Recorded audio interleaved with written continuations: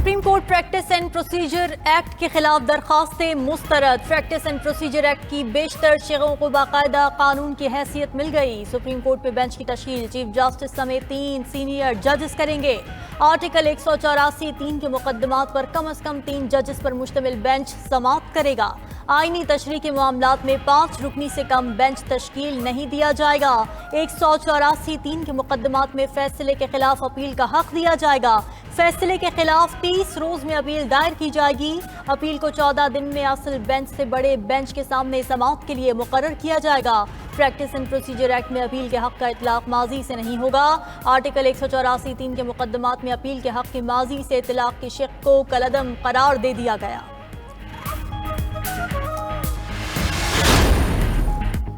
Practice and procedure act के खिलाफ दरखास्तें 10-5 के तनासुब से मुस्तरद। सुप्रीम कोर्ट के फुल कोर्ट के 15 जजेस ने केस की समाअत की। 10 जजेस ने प्रैक्टिस एंड प्रोसीजर एक्ट के हक में और 5 ने मुखालफत में फैसला दिया। माजी के मुकदमात में अपील के हक से मुताल्लिक 9-6 के तनासुब से फैसला दिया गया। चीफ जस्टिस काजी फाइज ईसा ने 4 सफ़हात पर मुश्तमिल फैसला सुनाया। कहा कि चीफ जस्टिस के इख्तियारात के बारे में कानून साजी दुरुस्त है। जस्टिस फाइज ईसा ने मजीद कहा कि वकीला ने अच्छी मुआवनत की, शायद लाइव कवरेज को जारी रखें। फैसला तकनीकी था, इसलिए ताखीर हुई। फैसले की वजूहात बाद में जारी की जाएंगी।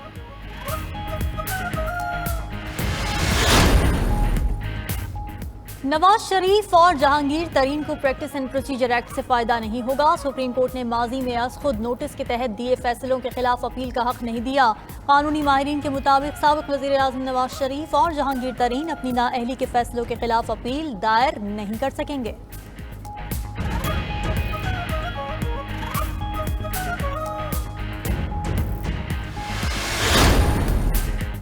Supreme court practice and procedure act case की समाअत आज ही मुकम्मल हुई। चीफ जस्टिस काजी फाइज ईसा ने दौरान समाअत रिमार्क्स में कहा कि तस्लीम करना चाहते हैं ये फुल कोर्ट बनाना गलती थी। जब 8 रुकनी बेंच बना था तब भी अपील का यही सवाल उठना था। किसी जज ने फुल कोर्ट पर एतराज किया, न 8 रुकनी बेंच पर। मफरूजों से निकल कर बात करें। जस्टिस मज़ाहिर नकवी ने रिमार्क्स दिए कि नजर सानी में वकील तब्दील करने से नजर सानी का मकसद ही फौत हो गया। जस्टिस याहिया अफरीदी ने पूछा कि आर्टिकल 185 में सुप्रीम कोर्ट के फैसले के खिलाफ अपील का जिक्र है, एक आईनी शेख को एक्ट के जरिए कैसे वसी कर दिया गया। पार्लियामान अदालत की दुश्मन है, ना हमें अपना दुश्मन समझती है। सारी दुनिया एक दूसरे के साथ मिलकर चलती है तो हम भी चल सकते हैं। इदारों को ना लड़ाएं, मैं तो कहूँगा जियो और जीने दो। चीफ जस्टिस के प्रैक्टिस एंड प्रोसीजर बिल पर समाअत के दौरान रिमार्क्स। अदालत हुकूमत का जवाब चाहती है। प्रैक्टिस एंड प्रोसीजर पर अमल दरामद लाजिम है या नहीं। जस्टिस एजाजुल हसन का इस्तफसार।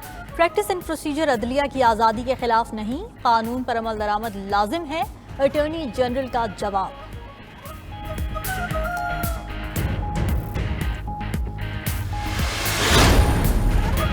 नवाज शरीफ की वतन वापसी का सफर शुरू। बरतानिया से सऊदी अरब रवानगी। साबिक वजीर आजम नवाज शरीफ को लंदन में एवन फील्ड से कारकुनों ने गर्म जोशी के साथ रुखसत किया।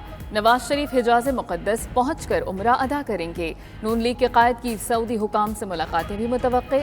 नवाज शरीफ सऊदी अरब का दौरा मुकम्मल करके 17 या 18 अक्टूबर को दुबई जाएंगे। 21 अक्टूबर को वतन वापसी होगी। नवाज शरीफ को लाने वाली परवास को उम्मीद पाकिस्तान का नाम दिया जाएगा।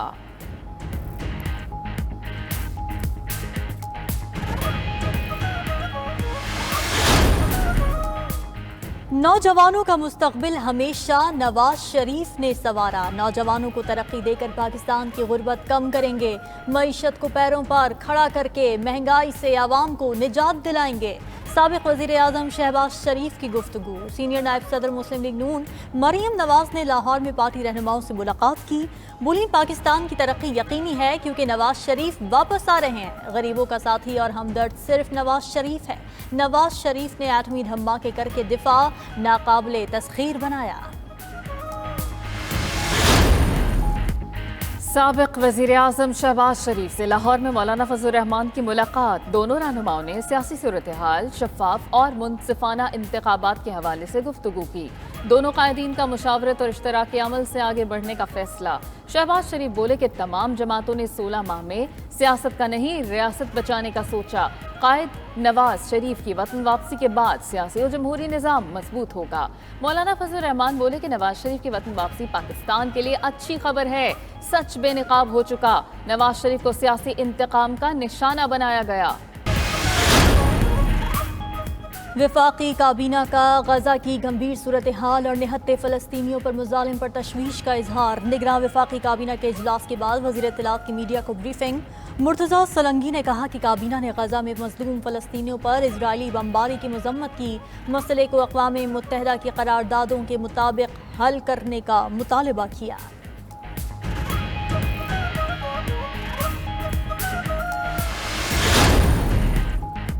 निगरान वज़ीर आज़म अनवारुल हक काकड़ की ज़ेर सदारत PIA के हवाले से आला सतह का इजलास। निगरान वज़ीर आज़म को PIA के मुख्तलिफ अमूर पर तफसीली ब्रीफिंग। वज़ीर आज़म ने PIA के मामलात पर फैसला साजी में ताख़ीर पर तशवीश का इजहार किया। बोले कि मुल्क मुआशी मुश्किलात का शिकार है। कौमी इदारों का खसारा मुश्किलात में इजाफे का बाइस बन रहा है। अवाम के टैक्सों से इन इदारों का खसारा पूरा करना मजीद मुमकिन नहीं। खसारे के जिम्मेदारों का तयन ज़रूरी है ताकि तदारुक के लिए इक़दाम उठाए जा सकें।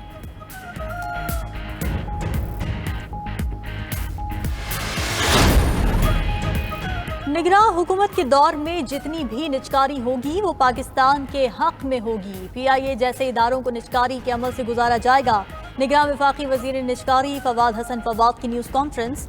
बोले मुआशी हालात के बायस अब मईशत मजीद नुकसान बर्दाश्त नहीं कर सकती। 713 अरब का नुकसान इस वक्त PIA के जिम्मे है। 50 करोड़ रुपए का नुकसान रोजाना की बुनियाद पर हो रहा है। 35 जहाज हैं जिनमें से 19 जहाज चल रहे हैं जो उड़ान के काबिल हैं।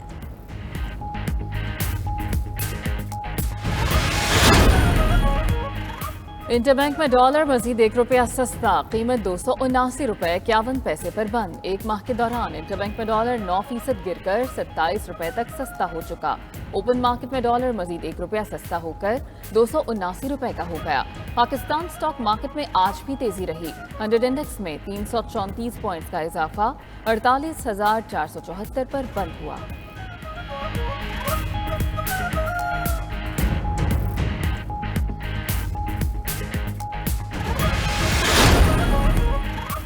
गैर कानूनी तौर पर मुकीम तमाम गैर मुल्कियों के पाकिस्तान छोड़ने में 20 दिन बाकी। 31 अक्टूबर तक गैर मुल्कियों को पाकिस्तान हर सूरत छोड़ना होगा। हुकूमत दूली पर गिरफ्तारी होगी। वतन वापसी यकीनी बनाई जाएगी। तारिकीन वतन को नाराज नहीं होना चाहिए, खुशी से अपने वतन जाएं। गैर मुल्कियों की वापसी पर पाकिस्तानी शहरियों का रद्द अमल। हुकूमती फैसले की भरपूर तारीफ।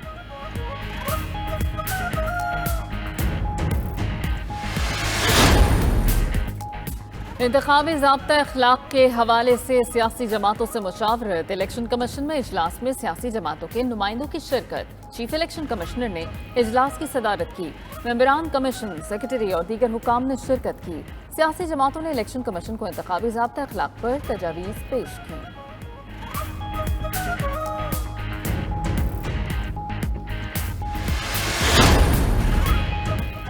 इलेक्शन कमीशन का चेयरमैन PTI की पेशी के लिए प्रोडक्शन ऑर्डर जारी करने का फैसला। तौहीन इलेक्शन कमीशन केस की समाअत में वकील ने प्रोडक्शन ऑर्डर की इस्तदा की। असद उमर कमीशन के सामने पेश हुए, फवाद चौधरी न आए। वकील ने तिब्बी बुनियाद पर इस्तिस्ना की दरख्वास्त दायर की। समाअत 24 अक्टूबर तक मुलतवी।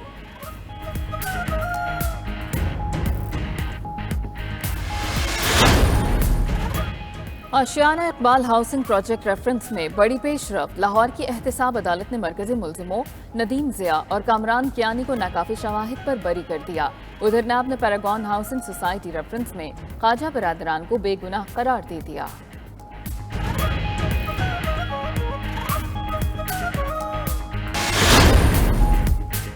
बिजली चोरी में बिजली तकसीमकार कंपनीज के मुलाजमीन के मुलव्वस होने पर एक्शन। वजारत तवानाई का कार्रवाई के लिए DG FIA को खत। कहा कि 3 डिस्कोज में बिजली चोरी में मुलाजमों के मुलव्वस होने की तहकीकात की जरूरत है। डिप्टी डायरेक्टर FIA की सरबराही में खुसूसी टीम तश्कील दी जाए। वजारत तवानाई की हेस्को, पेस्को और सेप्को के मुलव्वस अमले के खिलाफ कार्रवाई की हिदायत।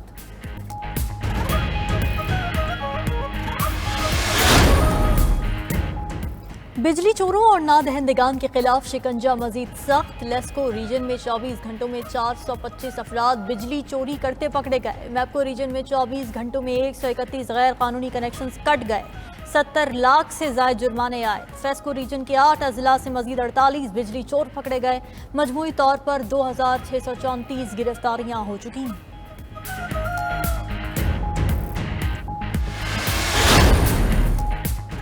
घरेलू सार्फिन के लिए गैस टैरिफ में 129% इजाफे का इम्कान। कमर्शियल सार्फिन के लिए 136, एक्सपोर्ट इंडस्ट्रीज के लिए 71 और जनरल इंडस्ट्री के लिए 117% इजाफा मुतवक्के। हतमी मंजूरी इक़्तिसादी राब्ता कमेटी और वफाकी काबीना देगी।